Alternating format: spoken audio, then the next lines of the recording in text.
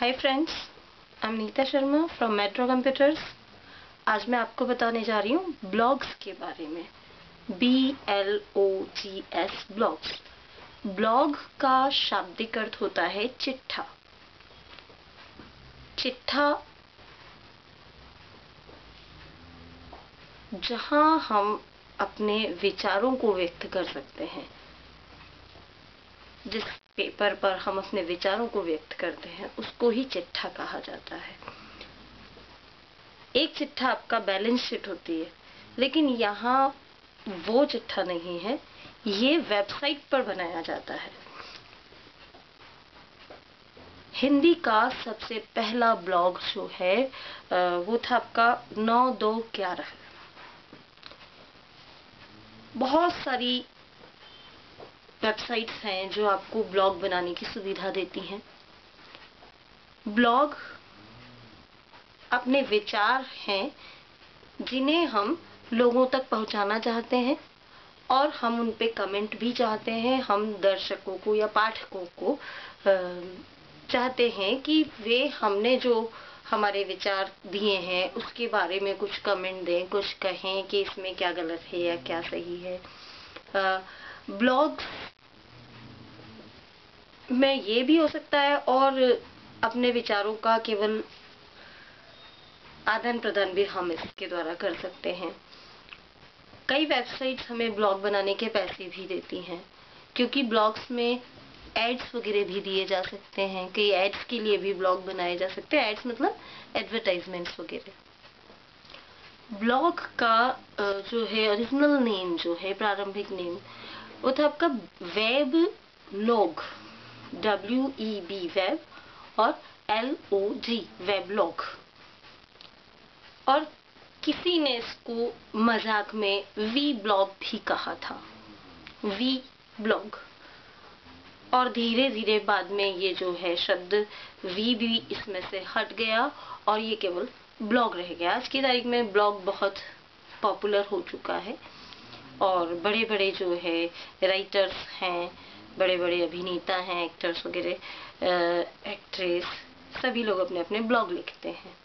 Blog में अपने विचार ही व्यक्त किए जाते हैं कि मेरा पर्टिकुलर इस विषय में ये विचार है।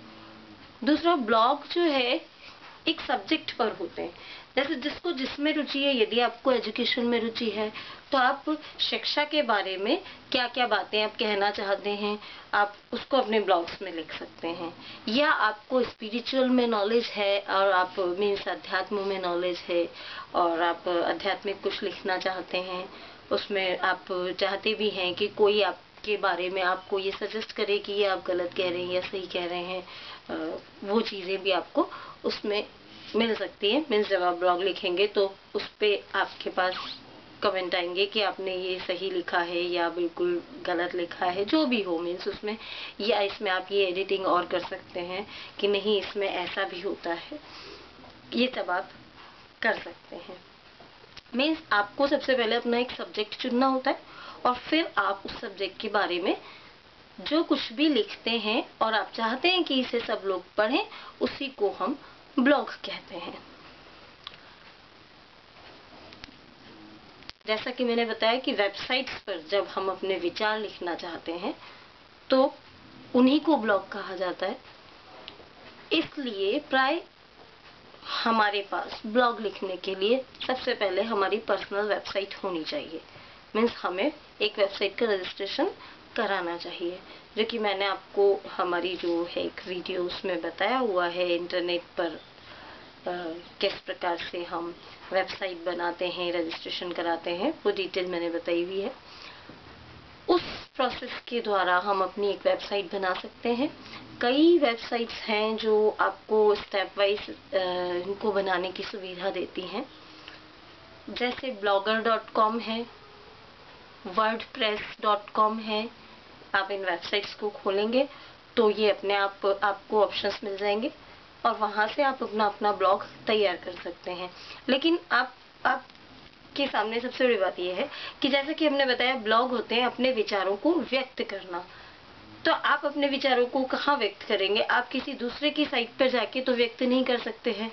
तो हमें अपने विचारों को व्यक्त करने के लिए हमारी पर्सनल एक साइट होनी चाहिए, वेबसाइट होनी चाहिए, और हम उसमें फिर अपने विचार जो है लिखकर और वहां डालते रहेंगे तो सब लोग उसमें पढ़ते रहेंगे। तो नेक्स्ट वीडियो में मैं आपको बताती हूँ कि ब्लॉग्स किस प्रकार बनाए जाते हैं।